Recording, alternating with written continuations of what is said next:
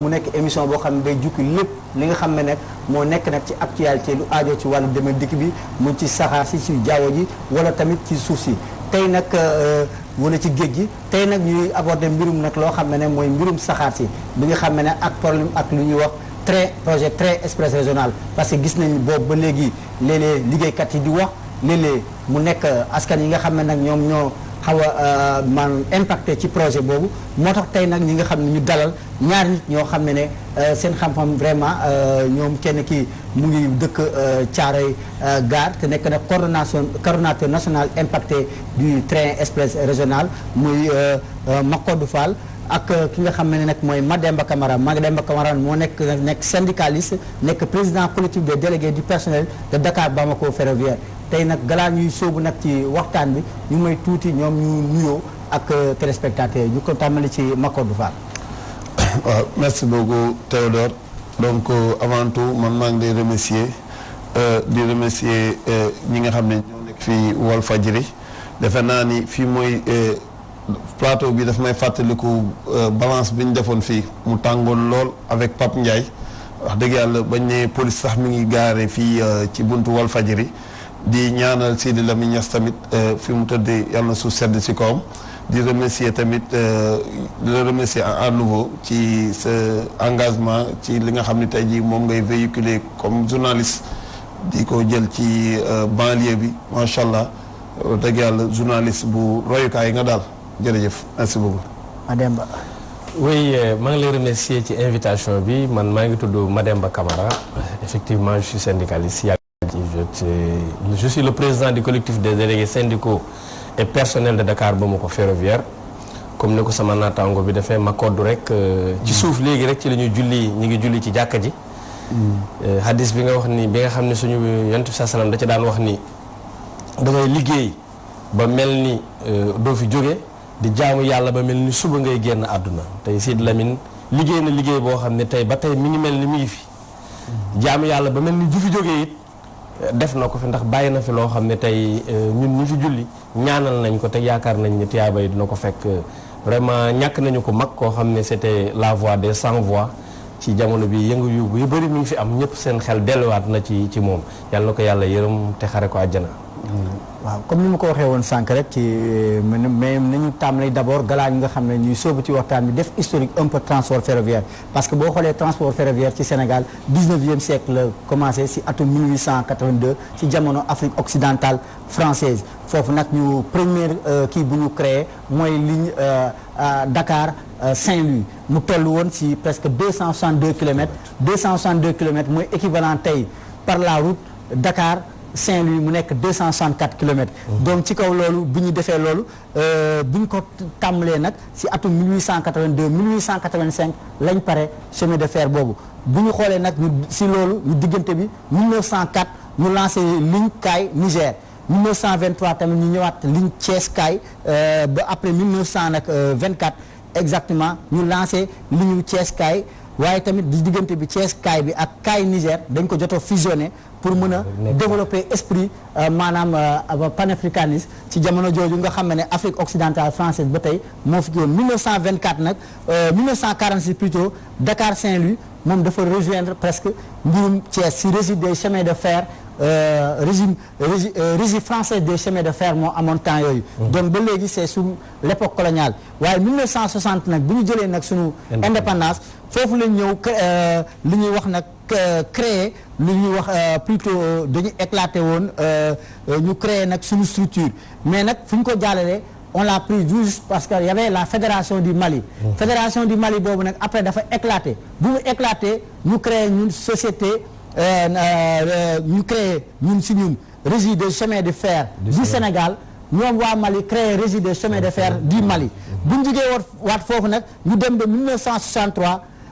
Sénégal ñu xam ne parce que entre-temps Mali bu leen fàtte sous le règne de Modibo Keïta après nag xawoon na am ay problème mais après en 1963 jotoon nañu xaw a jiboo buñ jiboo nag ñu commencé waan trafic de Sénégal ak Mali waaye nag 1989 nag foofu nag la am benn tournant parce que dañoo ñëw créer société nationale des chemins de fer du Sénégal. société nationale des chemins de fer du Sénégal dañ ko xam SNCF au passage nag ndeysaan que je rends hommage à mon défunt professeur Alassane Sy. lépp lu ma xam nag ci transport ferroviaire c'est lui qui m'a forgé. Il est décédé il y a cela 3 mois. Je profite de cette émission pour lui rendre un vibrant hommage parce que moom ak monsieur Keïta ce sont des gens qui m'ont beaucoup appris pour le transport ferroviaire. donc nag si kaw loolu bu ñu jugee ci loolu parce que moom il a Alassane Sy nekkoon na sax directeur des ressources humaines bu société nationale des chemins de fer. ci kaw loolu nag bu ñu ñëwee nag ba saxaar si doxatul si jamono nguuru président Abdoulaye Wade moom mu amoon xel ne day suqaliwaat saxaar si parce que à part peut-être petit train banlieue bu doon daw yeneen yëpp dafa xawoon dee mu ne daf koy suqali fu mu ñëwee nag ñu ñëw créer mbirum Transrail. Transrail bi en 2003 ñu amoon programme ne Transrail bi projet bi day durer pendant 25 ans 25 ans nag ci diggante bi nag am lu ci bees mooy lan dañoo créer mbirum Dakar Bamako ferroviaire pour ne dañuy relancer transport ferroviaire waaye nag tey nag ba léegi nag am na lu des lan moo tax tey première question ci ki Mademba Camara la ñuy dem avant ñuy sóobu nag ci mbirum train express régional bi ñu yaakaar ne peut-être nana suqaliwaat transport Mademba tey ak bu ñu demee transition Transrail Dakar Bamako ferroviaire quelle est la situation actuelle transport ferroviaire nan la demee. Merci Théodore ci invitation bi maa ngi sant bu baax comme ni nga ko posé la question bi c'est tellement important effectivement en 2003 ci la ñu gisoon ni que vraiment chemin de fer sooxe na woon ñu amoon yaakaar ak le gouvernement Abdoulaye Wade que suñ ci defee privé comme ni nga ko waxee de 25 ans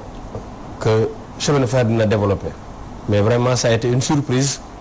ndax ni ñu ko privatisé woon à l'époque baaxul woon échec la woon fa dëgg yàlla parce que dañoo defoon benn société de patrimoine def société d'exploitation def société de régulation donc yooyu yëpp bi ñu ko tegee yaakaaroon nañu chemin de fer bi dina dox mais boobu tamit vraiment tubaab yi nga xam ne dañu fee ñëwoon wax fa dëgg yàlla yaakaar bi ñu amoon ci ñoom danañ fi indi développer ko gisuñu ko parce que dañ ko doon mujj paasante parce que kii ko njëkk a jënd mooy JETMA ay canadien jóge fii jaay ko Savage c'était des Belges ñooñu jóge fii ñoom it les Américains là jox ko le mieux ba Ablaye Wade ni mu ko joxee Jaber vraiment nag ñun ci Jaber ci la ñu jógoon ñun la synthèse FC Force du Changement maa ngi saluer au passage le camarade Cheikh Diop qui est actuellement à Paris mais ci la ñu ñëwoon ñun moom ba muy def la rectification des mauvaises privatisations boole ci woon Sonacos ak beaucoup de sociétés ci la ñu ñun duggoon dans le combat pour vraiment état bi jóg ci Transrail tax ni mu doon doxee baaxul état bi xeex ko ñun ñu xeex ko autant pour moi état bi jàpp ci ba ñu def ce qu'on appelle le fait de prince le fait de prince nag moo indi Dakar Bamako ferroviaire mu nekk benn phase transitoire qui était le 3 mars 2016 ci diggante boobu indi doon nañu fi benn directeur bu ñuy wax Jean Gabriel Sambou mais moom it bi ñu ko koy jox dañoo waxoon état du Mali ak état du Sénégal ku ci ne da ngay joxe 3 milliards 750 mille lii jëm ci salaire les 3 milliards les 2 milliards 500 pour des pièces de rechange li ci des ñu def ko sur la voie mais malheureusement état bi na mu ko daan joxee baaxul da ko doon joxe à compte-gouttes ba du ñu mujj daanaka sax mën nañu wax ni jot nañ cee jënd quelques pièces mais fa mu mujjee daanaka xaalis boobu dafa servir rek ci ay salaire je pense aux camarades maliens bi nga xam ne ñu ngi ci 8 à 9 mois sans salaire ñun au moins l'état du Sénégal mu metti mu bari mu tardé nit da ngay wax rek sa aqulaay taala ñu ngi jël suñu salaire en charge Jo Gabriel Samb boobu diggante beeg boobu am na ku ko fi remplacer ku ñuy wax Kibili Touré moom it ñëw na mi ngi fi mi ngi jéem xam naa ne suñu demee ba ci biir débat bi dinañ ci gën a xóotal waaw buñ ci ñëwaat ci kanam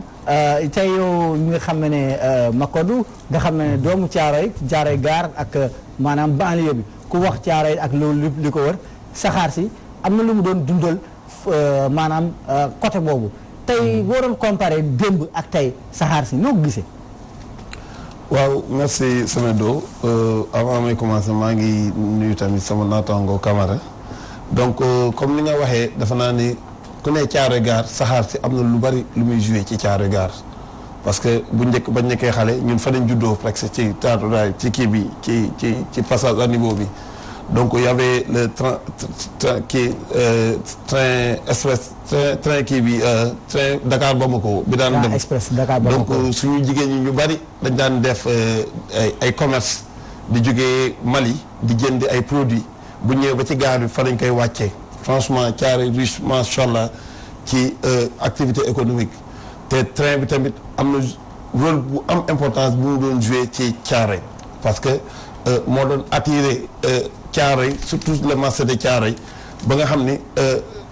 activité économique yu bari kuy jënd rek fa la gën a yombee. parce que ni produit bi daan jëlee jógee Mali ñëw automatiquement arrivé à Thiaroye ak nu ñu leen doon tasee donc am nañ facilité foofu donc mais instant bi fu mu nekk nii Thiaroye lu bari nga am tur parce que franchement comme ni nga ko waxee dafa am kii bu bees train muy train express régional muy transport bu bees ba nga xam ni innovation la d'après ni ñu ko waxee donc ku ne TER donc ci ni ñu ko xalaatee woon ni ñu exposé woon projet bi franchement dañu ne lii transport de masse la bu baax la parce que comme li may faral di wax rek ñun ñëpp pour mu am développement il faut la libre circulation des biens et des services. donc ñun petit train bleu dañu xamoon petit train bleu peut-être transport bu baax la woon mais ba léegi TER moom moo ko war a ëpp solo mais il s'est trouvé que ci TER bi ci présentation bi tout était nickel si ñun mais xam naa ni daal jël si ñëwaat donc pour wax nag TER bi dañ ne woon début des travaux 2016 la date d'achèvement 2019 nombre de voies dañ ne woon double voie et que day am vitesse bu muy am mooy 160 kilomètres à l'heure longueur bi nekk 55 kilomètres donc électrification bi dañ ne woon 25 kilowatts ak 50 hertz boo xoolee nag ñu ne pour un coût de 656 milliards 115 000 personnes par jour la mën a jël loolu nag tax nag li nga xam ne ñu ne projet bu important la boo xam ne dina mën a suqali en termes économiques dina créer ay xëy booba nag léegi nag liggéeykat yi nag ñoom ñu ngi nekk nag au devant de la scène parce que quoi qu'il en soit dañ nekk tout ce qui se fait sans moi est contre moi te ñoom nag ñoo nekk nii mooy Mademba Camara tey nag ak projet bi bu ñu ci sooboo TER galaa ñuy soobu ci waxtaan wi Modou Fall su fekkee ne élément d'abord commerçant yi marché Thiaroye ñoom ñu wax ñun ñu après ñun ñu ñëw ci waxtaan wi.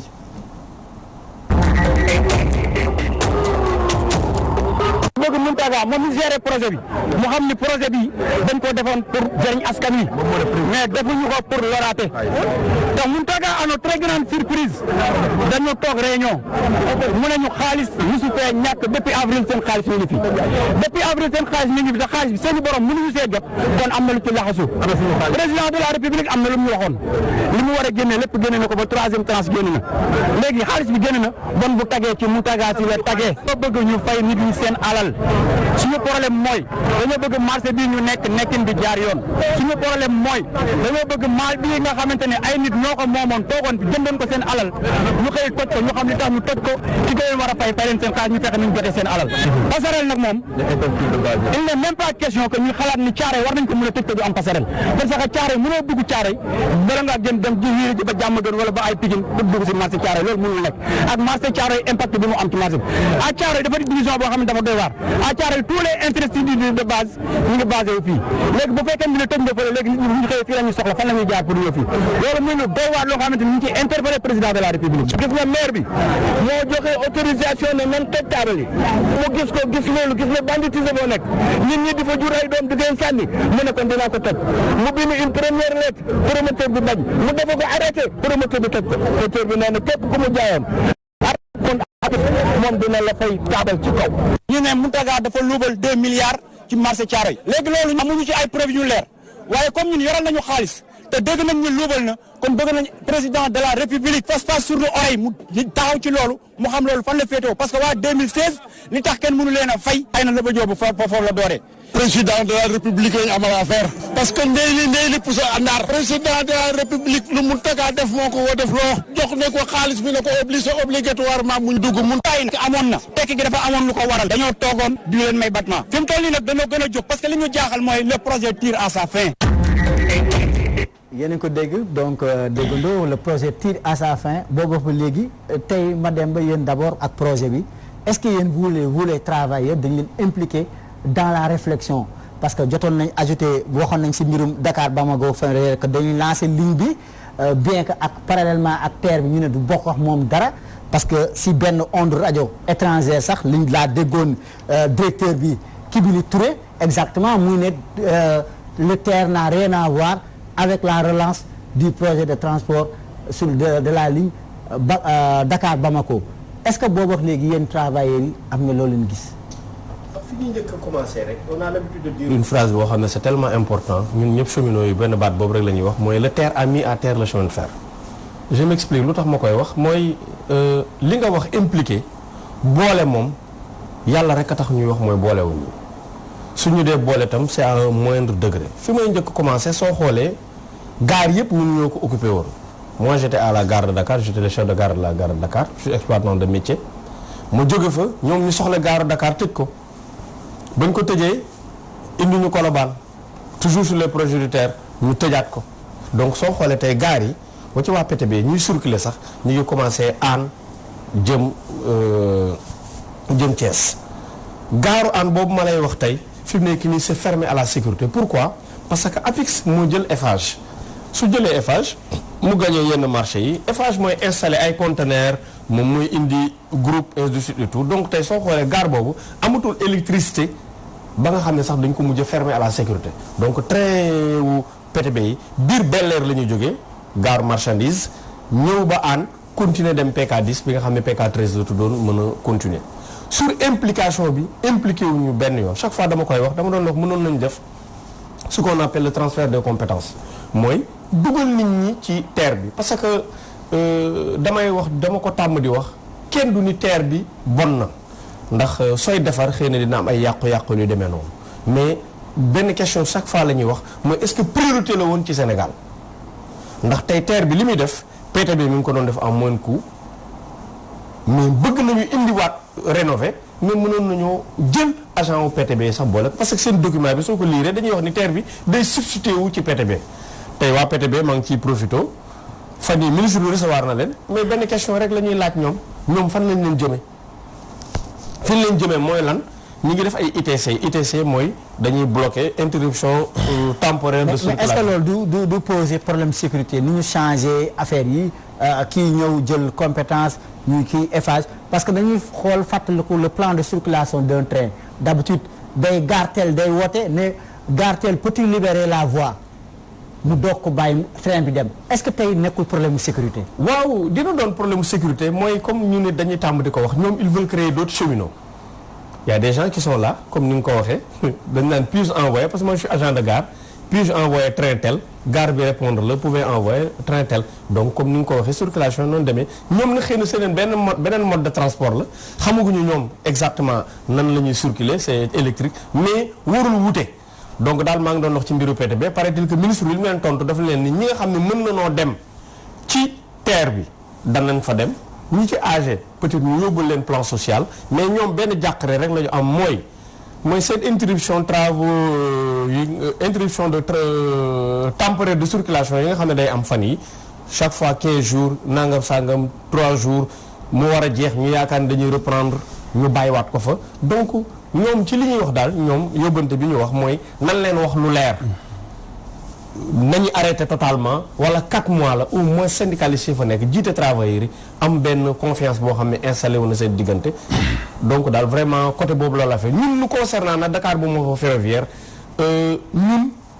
am naa sama benn xarit boo xam ni day wax ni dañuy tëgg wëndeel au passage maa ngi leen di nuyu ñoom ndax ñu ngi ci yoonu Touba bi dem xalif général des Mourides di leen recevoir. dañ ciy ñëwaat Macodou. boo xoolee affaire bi problème bi. TER bi kii ni mu ko waxee il tire à sa fin tey yéen ban bilan lan moo tout est-ce que gis ngeen loo xam ne li ñu leen waxoon par rapport ak projet bi ñu ne leen soobu leen. waaw comme li may ko wax rek en tant que président collectif Impact TER donc ñu nekkoon fii depuis le début ba léegi il s'est passé beaucoup de choses ci TER bi par rapport ak la chose technique peut-être c'est du domaine de ñu fay liggéey ak yooyu mais ñun lu ñu gën a intéressé mooy xàll bi nga xam ne TER bi fa lay jaar. ñu war a yëkkati ay kër ay concession war a yëkkati ay place d'affaires war a yëkkati ñi nga xam ne dañuy bay ak yooyu moom loolu moom moo amoon problème depuis le début nag ñu yëkkatee ak forme bi ñu yëkkatee dafa metti woon dafa metti ba léegi sax dafa metti parce que boo jëlee ay population yi nga xam ne ñenn ñi dëkk nañ plus de 100 ans ñu nekk ci benn domaine ak li nga xam ne tey ji moo leen lié ak fu ñu dëkkoon ñu dem bañ leen dañ leen di tuxal yóbbu leen fere ci projet bu mel nii ñu ne dañ ci dépensé ces milliards yi ñu wax noonu te defuñu étude impact environnemental ak social bu sérieuse loolu moom moo posé woon problème mu terre bi ba nga xam ne tey jii li ñu proposé mooy seen guide des déplacés bi wax ñu ni dañuy fay 19 200 le mètre carré ci ñi nga xam ne dañu am concession nga additionné loolu ak ñi nga xam ne si seen bâti bi lu ñu am lépp ça ne te fait même pas 15 millions ça ne fait même pas le prix d'un terrain là où nous habitons loolu ça pose problème donc loolu taxoon ñu gën a taxaw opposé ak état bi jéem a demander li nga xam ni moom moo ñu suñu droit parce que ñun dañu ne kër égal kër. pour pas déplacer des gens yi nga xam ni dindi leen seen kër ak configuration bu ñu dëkkee woon nga jëlee leen yóbbu leen ci feneen sans autant que ngeen jox leen lu fu ñu war a mën a dëkkaat donc tas njaboot googu yooyu. beneen bi mooy tamit les commerçants ainsi de suite commerçant bi nga xam ne tey jii da doon daan dooleem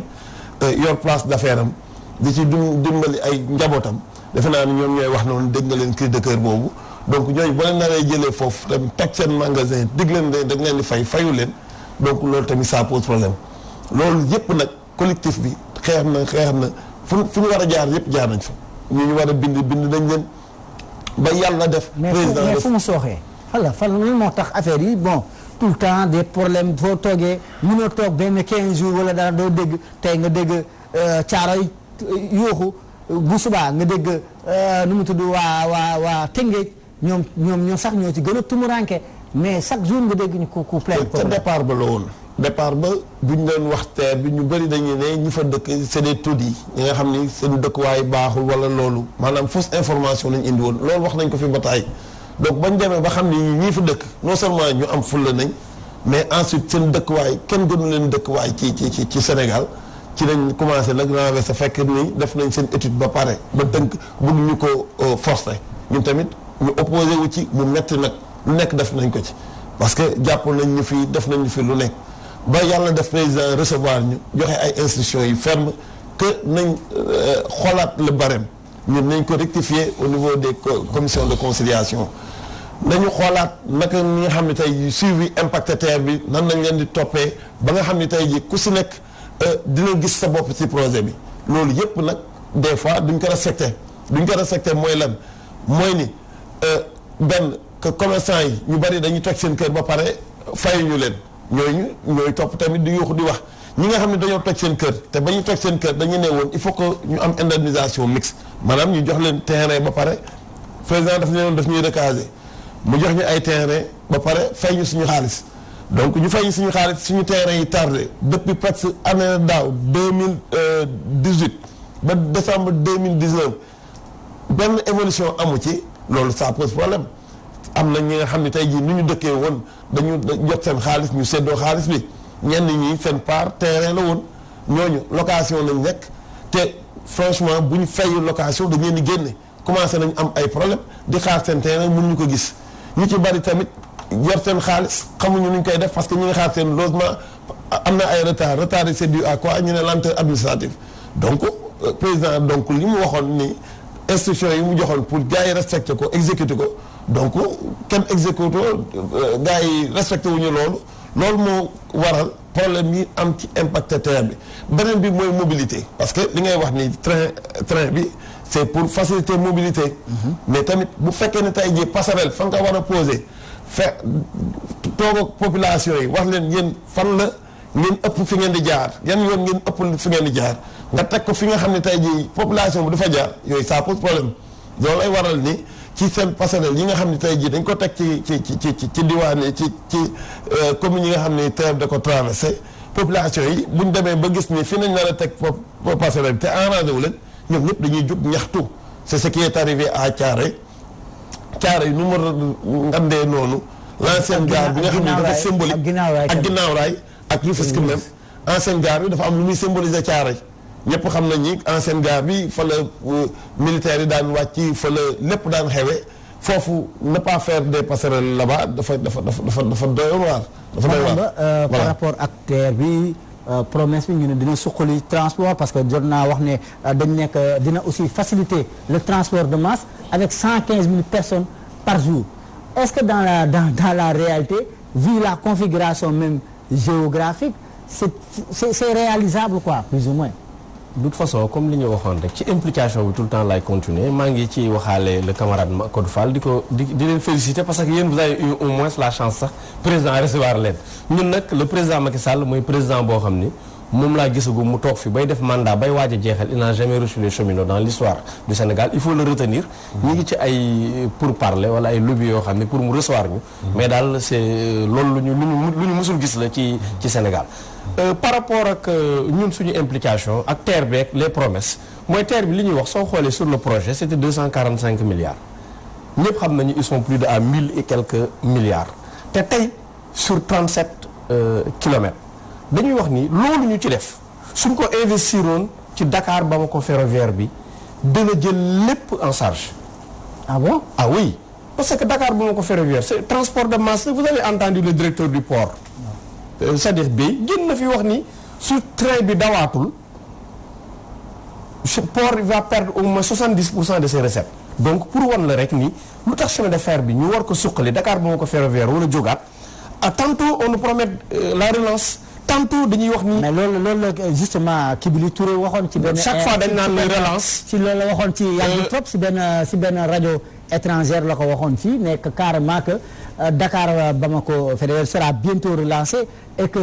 la voie sera réhabilitée est-ce que aujourd'hui yéen am na loolu. non c'est-à-dire que ni xam nga loolu laay wax rek au passage je dis au directeur je l'ai dit souvent il a l'habitude de parler à l'opinion publique. il n'a qu'à parler aux cheminots soo gisee lu tax collectif bi juddu parce que bi nga may présenter tu vas présenter comme un syndicaliste yàgg nga ma invité je suis le secrétaire général premier secrétaire général adjoint du SUTRAI syndicat unique des travailleurs du rail mais bu ñu toogee ba juddul collectif mooy c'est par rapport aux démarches du directeur général et des syndicats donc loolu la ñu mënul woon comprendre fan yi comme ni nga ko waxee ni mu waxoon ci RFI au départ avant muy toog wax na ci RFM bi ñu déggantee la ma ko wax it mooy benn baat ba ma ko daan wax rek mën nga wax opinion publique mais tu dois pas t'adresser aussi tu dois t'adresser aux cheminots. mais pourtant l'ancien secrétaire d'État Abdou Ndéné Sall ba ki ko wuutu tey ñoom dañuy nekk wéy TER bi ça ne va porter préjudice à aucun travailleur on a entendu les sorties et malheureusement APIX sax moom bu ñu invité woon fii tey jàppoon ne dina ñëw ak ñoom waa ministère transport ferroviaire yi nga xam ne dont le ministre délégué bi nga xam ne moom il ne prend jamais son téléphone kenn du xam ñoom interlocuteur même la presse a des problèmes d'interlocuteur pour ñoom ñu ñëw ci clarifier les kii bon on ne comprend pas. ñun comme ni ma ko waxee ma dellu ci loolu moo juddul collectif délégué personnel et délégué syndicaux mooy nan leen wax seen ëllëg nañu def ak PTB ba toog ànd ak le secrétaire général Guiro tey ñun loolu la ñu war a dem toog ak président Macky Sall ànd ak Cheikh Diop bi nga xam ne moom moo gën a majoritaire à Transrail ñu wax lan mooy ëllëg bi ndax ñoom dañuy relance effectivement ndax dañuy réhabiliter comme ça dit que ni am na ay machines yu ñu commandé yu ñu luy Afrique du Sud embarqué wuñu kenn xamu ci dara vraiment on n'a pas une information très claire. mais est-ce que da nga mel ni yow da ngaa njort tu crains pour les emplois actuels. non craindre nañ ko ci parce que employés bëri nañu am na ñoo xam ne ils sont sous activité am na ñoo xam ne nekkuñu ci activité ñi gën a nekk ci activité c'est les gares ñun benn bénéfice la ñu gis ne am nañ ko ci TER bi te ñun Dakar Bamako ferroviaire moo def benn convention ak TCO. TCO c'est des travaux de Sud-Ouest benn société ferroviaire boo xam ne moo chargé des travaux du TER moom moo gagné la marché M2 ñoom ñoo ñu ñëw loué suñu mécanicien mooy ñi nga xam ne ñoom ñoo dawal saxaar gi ñun de loolu lu ñu gis ni am nañ ko peut-être sax ci TER bi beneen bi la Mountaga si sànq ba léegi ñeen a ngi koy tudd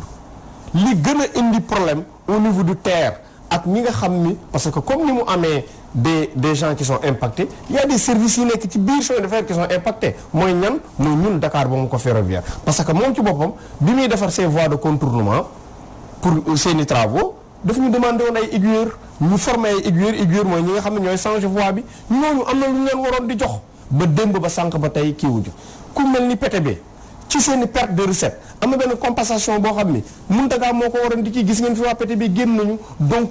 lépp li nga xam ni ñàkk naa dox man jàpp naa ni ci Mountaga Sy la donc comme ni nga ko waxee te ñoom waroon nañu fee mën a toog répondre ci question nit ñi par rapport au régime wala ñi nga xam ne ñoom ñoo jiito ferroviaire bi ñun délégué yi délégué président ñun collectif bi Mayacine Camara recevoir nañu ci la ñuy xamal ni sax vraiment léegi loolu ñëpp xam nañ ko que au niveau des ministères maintenant léegi on n'alloue plus de budget les budgets c'est sur des programmes mi ngi mel ne tey au niveau de la santé ñu ni yow programme budget bi ñu la jox mooy da nga war a construire ay hôpital moom nag def na benn projet pour le chemin de fer boo xam ni il a présenté certainement à l'Assemblée nationale espérons que loolu mu def danañ ci suqaliwaat chemin de fer danañ ko ci jox lu doy mais daal li ñu mën a wax muy mu gudd muy mu gàtt mooy am nañu inquiétude vraiment pour le devenir du chemin de fer pour sa relance pour sa réhabilitation travailleurs yi bare ñii ñi ngi démissionné ñii ñi ngi dem à l'extérieur donc vraiment chemin de fer comme ni nga defee historique bi nga xool ni c'était benn outil d'intégration la woon il faut dire que ni Dakar Bamako ferroviaire sam c'est de Dakar à Bamako à chaque fois que les deux présidents dañuy waxtaan pour lu ko relancer wala pour lu ko réhabiliter mais quand même on a un peu remarqué bëgguma def benn instance diplomatique que Maliens yi peut-être que ñoom xaw nañu taxaw ñun tam loolu xaw nañoo jaaxal ba jël nañu sax ñoom seen xaalis boo xam ni dafa c'était prévu pour le PSU parce que le directeur général bi muy doon ñëw dafa présenter un plan d'urgence de sauvetage ñu tuddee ko PSU mais gis nañu que Mali c'est un peu retiré donc suñu indee ay machines ñëw ci nan la ñuy fonctionner suñu sañoon encore une fois je lance encore un appel mooy ministre Ba keneen ku mu mën a doon surtout le directeur général Kibili Touré de recevoir le collectif s'il reçoit le collectif c'est-à-dire qu'il a reçu tous les cheminots toog wax ak ñoom de vive voix bañ a di tëju rek ak 5 personnes ñooñu yoruñu le devenir du chemin de fer yoruñu la voix des travailleurs yi dañu retiré woon seen kaddu kooku il faut que ñu préciser ko. dañu ñëwaat Makodou tey boo déggee Mademba lu mu wax dafa mel ni dafa am manque de communication dans le projet du TER c'est-à-dire nit ñi parfois duñu xam doo xam finalement kan ngay waxal ba ci toog te moom mu ngi ne encore Mountaga Sy am na lu mu ci sooxee te comme li ngay wax rek boo nekkee ci projet bu fekk ni travail yi nga xam ne ñoo ciy yëngatu impliqué wu day andi difficulté. waaw comme ni mu ko waxee donc loolu du ma ci dindi dara mais ñun on a eu la chance benn affaire mooy ni au début c'était difficile pour ñu am interlocuteur ku ñu jot mais comme ñun tamit fi ñu dëkkoon mënuñu def TER bi tant que jëlee wuñ fi. tant que libéré wuñu emprise yi ñun tamit dañu ne woon ñett taxaw si suñu position toog di leen xaar mu jaral nag lu nekk nag xew na fa mais taxul ñu intimider ñu parce que ñun xam nañ suñu droit xam nañ li ñu war a def ak lu ñu warul def mais il a fallu que ñu dem tamit ba président recevoir ni ak instruction yi mu joxe yooyu yëpp ba commission conciliation yu rectifié ak yooyu mu des terrain ak ñi des parce que projet TER bi dafa xaw compliqué facette yi dafa bari donc ci la Mountaga nag ñëw commencé di déplacer du ñëw ci kër yi di dugg di def ay kii porte à porte ainsi de suite di wax ak population bi donc bu ñu ko bëggee comme la dernière fois avec les passerelles il s'est déplacé avec le préfet ak maire Thiaroye ak waa Thiaroye. mais loolu est-ce que waru ko woon tàmbali parce que boo xaaree ba yëf yi lakk comme waa ginnaaw raay jënd ne Mountaga nañu abal. waaw est-ce que yow loolu moom waru woon def anticiper. parce que projet loolu nga war a def. waxi ginnaaw raay boobu c'était au cœur de l'affaire loolu yëpp yëg naa lu xew il s'est passé beaucoup de choses benn affaire tamit na am des fois day am ay déviations politiques kenn lañ ko bañal nit ñi. mais nit ki booy wax rek da ngay wax sa ak lay taala Mountaga dem na ba démarche bu muy def dama ne si tous les directeurs généraux bu ñu doon def la même chose que nu muy def di heure bi problème du am fenn parce que doon na wàcc dugg biir ginnaaw raay di waxante les différents collectifs yu nekk foofu. ba fu mu nekk nii emplacement terre yi les passages piétons provisoires yi ñu doon def bant yëpp ñoo toog en réunion les photos sont là. mais commerçant yi waxuñu loolu de. commerçant Thiaroye yi waxuñu loolu. commerçant dañ ne moom lu sooxe. waaw Mountaga parce que maa ngi fàttaliku Mountaga Sy ñëwoon na fi Thiaroye. benn tournée mu ne l'État a pris toutes les dispositions pratiques. pour le TER aucune personne ne sera lésée. avant le marché de Thiaroye sera délocalisé. te aucun commerçant ne sera lésé mais aujourd'hui à ce stade ñi ñaa ngi jooy li nga wax ni mooy ñi ñu fayagul. waaw te c'est vrai loolu dafa am. moo tax ma ne dafa am situation d'avant ak bu actuel. waaw situation d'avant mooy ne ñu bari dañoo toj seen cantine te fay ñu leen te ñooñu ba léegi ñi ngi am nakar bi te ñooñu ñëpp ñu ngi solidariser ak ñoom jéem a xool naka nañ leen di fayee mais léegi li xew mooy bu ñu la tojee dañ lay fay bu ñu la tojee rek dañ lay fay ñi ñu fayagul nag. de même que ñi nga xam ne tey jii ay impacté dañ leen fay te lu ñu leen fay c'est dérisoire mënuñu si am kër sax tous ces gens là c'est des impactés projet bi moo leen teg nakar bi ñu am noonu donc il faut que ñu rectifier bi nag c'est quoi c'est payer les commerçants yi ñu desal parce que ñoom am nañ seen base de données payer ñi nga xam ne tey jii seen kër jox nañ leen xaalis mais montant bi demeewul noonu mu am benn suivi social maanaam nga accompagner leen parce que ci plan complet de réinstallation bi dañ leen ne tab bi da nga ko war a accompagner ba nu muy dëkkee te il s'est trouvé que beaucoup de gens dëkkatuñu fii ñenn ñi dañu delluwaat sax kaw ga dem dëkki foofu ñenn ñi fi ñu dëkk c'est au fin fond de Dakar fi ñu dëkk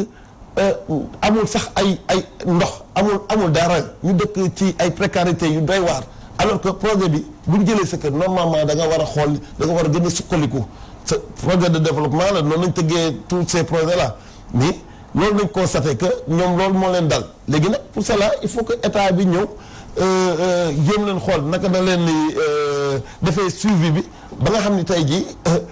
dinañ fi ñu nekk noonu dinañ nekk ci condition meilleure parce que problème bi mooy encore une fois que projet bi dès le départ nuñ ko tëggee moo baaxul woon ñun on a contesté sur le guide des déplacés médias yi nekk dem nañ fa tëgg il a fallu que nag ñu xam ne ñii ils sont déterminés que ñu doon renverser xoolaat affaire yi nu mu demee affaire yi xaw a tane mais tanewul ci ñëpp parce que y a des locataires je vous dis que qui payaient 30 000 francs 20 000 francs par mois jël toute une maison di ko fay loolu ñooñu boo leen fa génnee ñu dem toxal leen feneen avant ngay dugg tu vas payer 3 mois de location mu ay 300 et quelques mille 400 000 francs yoruñu ko ñooñu ñëpp seen famille dañoo tas donc c'est des situations yi nga xam ni le volet social dafa am solo ci projet TER le volet social boobu nag damay wax état du Sénégal surtout président de la République mu jël en compte lii parce que y a des gens yi nga xam qui sont très fatigués à chaque fois que ñu ñëw ci dans nos réunions parce que ñun collectif bi bàyyi wu ñu de chaque jour ñu ngi def ci ñu réunion périodiquement ñu ñuy indi ay doléances ñuy collecter di collecter ba la dernière fois on avait fait une conférence de presse ba mener un plan d'action ba nga xam ni tey jii ñaanu ko yàlla dama ne tant que tey jii satisfaire ñu ces impacts là TER bi du dawagum léegi kooku moom dama koy wax à vive voix ñëpp dégg ko parce que projet bi c'est un projet de développement te nit ñi dañoo war a am na nga xam ne tey jii bu ñu nekkin seen nekkin léegi dafa war a gën bu ñu nekk woon bu njëkk te loolu malheureusement dajul fépp te ñu bari ñu ngi toog di xaar seen i kër seen i terrain ñu ngi toog di xaar seen acte yi nga xam ne jaar nañ conciliation ba pare soi-disant dafa am omission xaw ma lan la erreur wala loolu pendant une année ñu toog pour une rectification d'un acte administratif ñu toog une année mënuñu ko jot cadastre domaine ñu naan di loolu ça ne va pas se passer dans ce projet là. Madame Ba par rapport à la sécurité du TER aujourd'hui xale yi seen njàng bi am na problème am na xale yooyu fu mu toll nii ils sont mën nañu wax perturbé nañ ci seen éducation parce que parfois à tout moment ñu ngi xalaat ne mën nañu leen jëkkati beneen affaire déplacement yi métti na parce que passerelle yi amul léegi même pour les handicapés c'est un problème par rapport à la sécurité aussi yaa ngi doon wax sànq mbirum servitude yi mooy fu ñu jaarale ndox ak courant léeg-léeg ñu takk yéen seen kii nan ngay andee TER bi ak noonu ñu ngi di liggéey. Merci encore sànq da nga ma xaw a dagg mais dafa am loo xam ni il faut que aussi ma préciser ko wax naa ko sànq je le répète nous avons un collectif boo xam ne lu tax mu juddu syndicats yi ñu ngi fa woon di dem ak di dikk 6 mois dem fi Bamako fu ne ñu dem fa kenn xamul lan lañ doon dox ci le collectif bi juddu ñun magu délégué personnel délégué syndicaux yi ñu jàppale nekk ci ak ay xale sànq maa ngi koy wax ñoon ni ci ñoom ñi ngi noonu di dem Touba war nañu yegg sax xalif général normalement mi ngi leen di recevoir donc dikk ci mbirum sécurité bi ngay wax moo nekk fépp on est dans l'insécurité ci biir TER bi ñun les agents de Dakar Bamako Ferroviaire ils n'ont amatuñu ndox amatuñu courant ils vivent dans des conditions très difficiles donc sénégalais dafa nekk nit koo xam ni ku mën a muñ la moo tax agent yooyu toog fa di liggéey ci des conditions qui sont vraiment déplorables soo xoolee fan li ñuy gis nañ ni collectif bi rëggal na bàyyiwuñu nag ñu ngi continuer suñu plan d'action daan nañ toog suñu jotul le 8 suñu salaire ñu gisuñu génn ci salaire yooyu dinaa ci profiter waxaale ni ba ñuy jox di ñu alloué on nous a alloué 180 millions ñun ñoo dox ba ñu yokk ci 200 millions 200 millions yi c'était pour retenue yi nga xam ni des veuves retenue yi nga xam ni mooy les associations yooyu yëpp ñu ko ciy mën a jël en compte jusqu'à août 2018 ba fii ñu toll juillet autant pour moi amul benn retraité bu chemin de fer boo xam ne fayeeku nga ñi fi gaañu seen kenn ci ñoom seeni capital de décès kii au passage am na ci koo xam ne sama morom la ñoo duggandoo chemin de fer il est parti très jeune donc kooku tey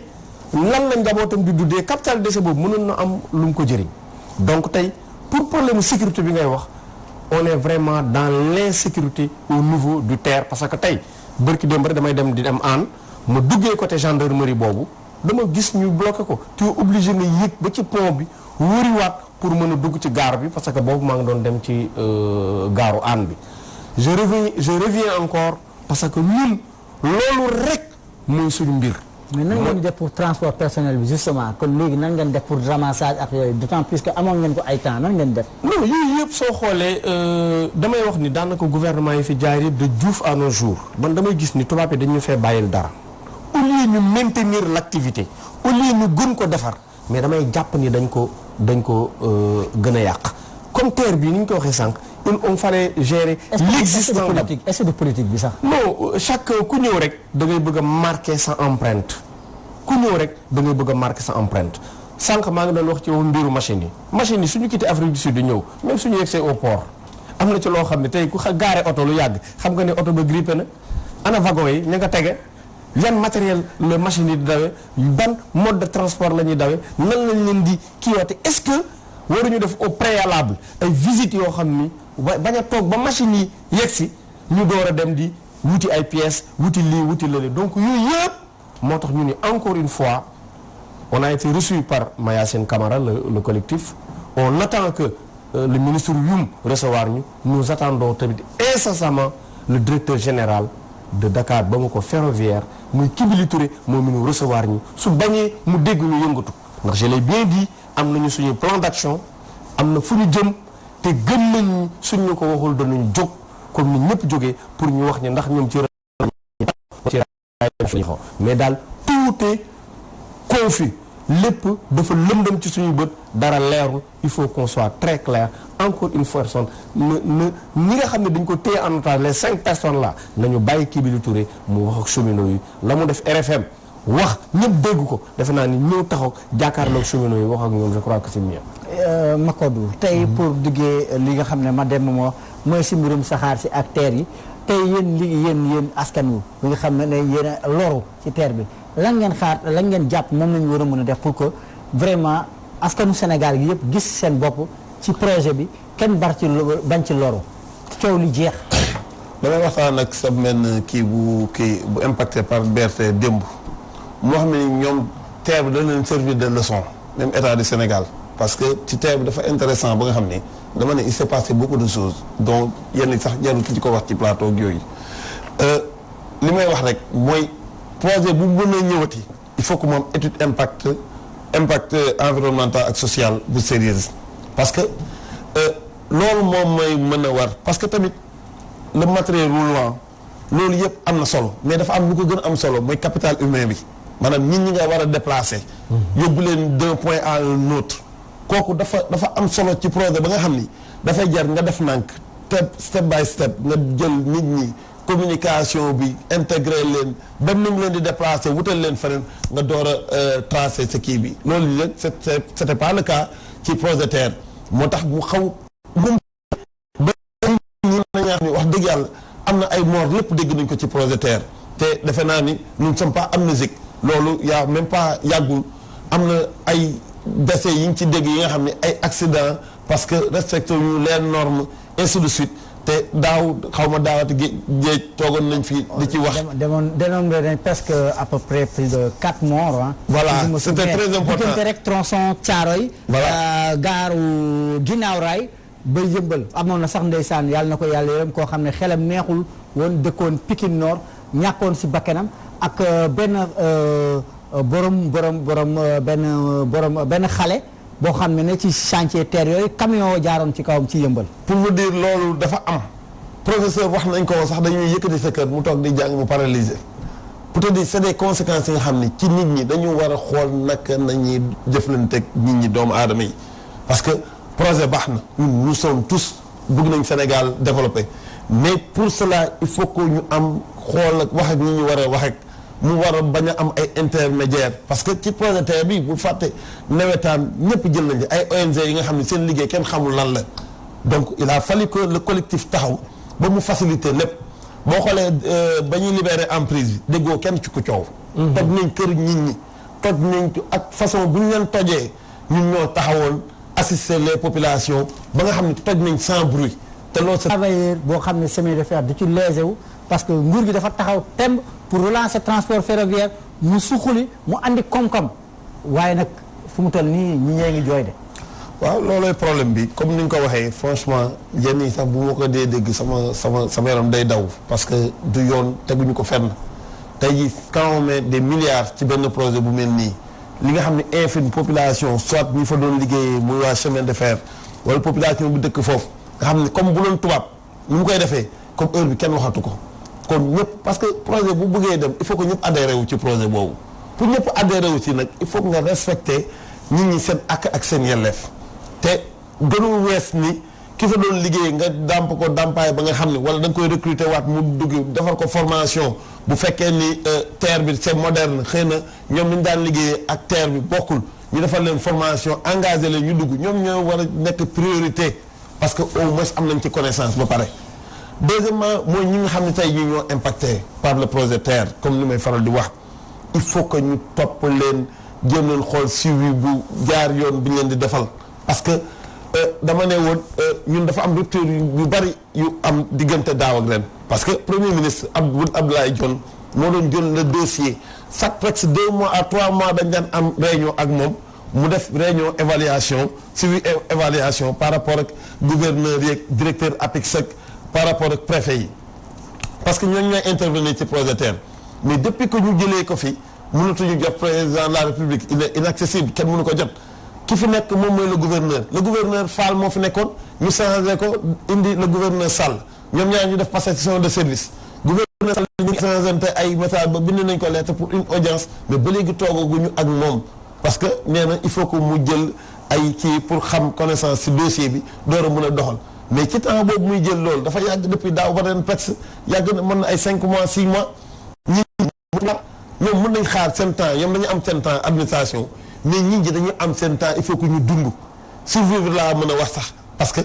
fu mu nekk nii les gens sont fatigués. Tëngéej nag xoo xoolee ak sa kàddu bu mujjee. Tëngéej moom comme li ma wax rek dañu am maa ngi nuyu de passage Babacar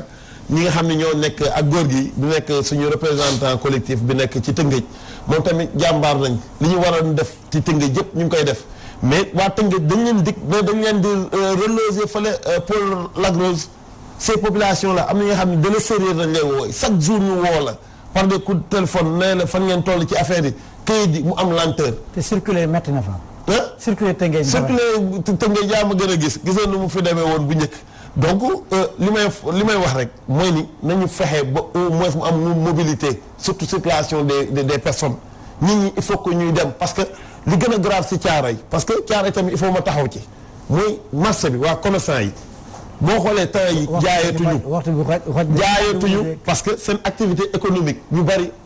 dañu xool ne dafa diminuer parce que nit ñi ñëwatuñu ci marché bi parce que dañuy rencontrer ay problèmes yu bari pour jéggi raay bi pour dem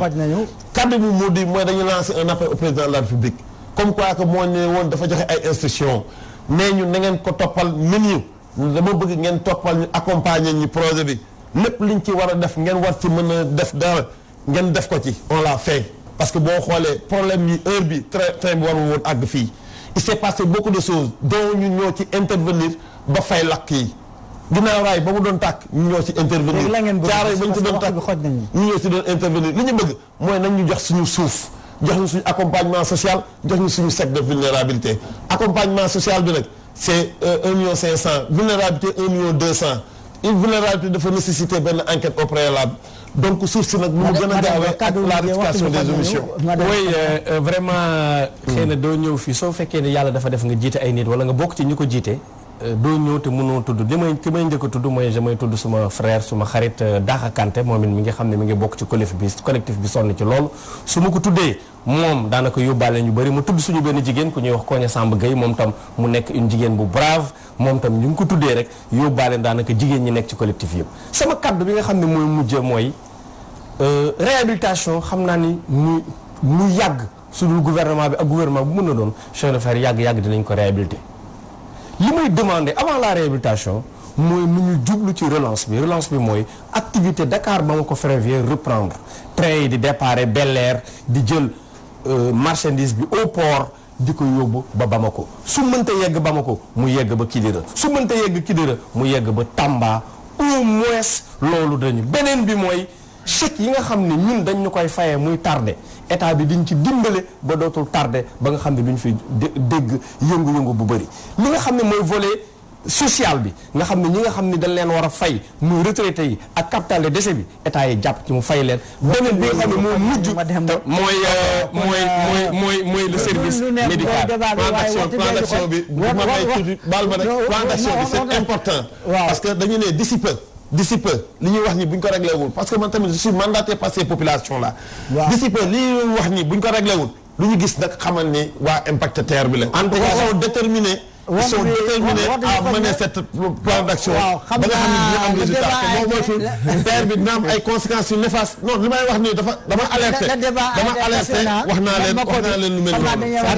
médical bi daal ñu bañ ko fàtte le service médical bi daal le débat a été passionnant ñu fàttali tey nag seen émission autotransport li ñu leen di waxtaanee mooy saxaar si ak terre bi yan impact la mën a am waaye nag gis nañ ne waa ak ñoom ñu doon xaar ak ministère transport bi surtout ñu yore wàllu ferroviaire saxaar si jotuñu ñëw donc nag ñu jotoon dalal fi kii di Makodou Fall nekk coordonnateur national des impactés du terre ak kii di Mademba Camara nekk syndicaliste bokk ci CNTS FC jiite collectif des délégués du personnel de Dakar Bamako ferroviaire kon nag mbokk yi ñu ngi leen gërëm di leen sant di leen jox dig daje altine bi di ñëw ci beneen thème bu soxal autotransport ci diggante 16h ak 17h ñu ngi leen gërëm di leen sant.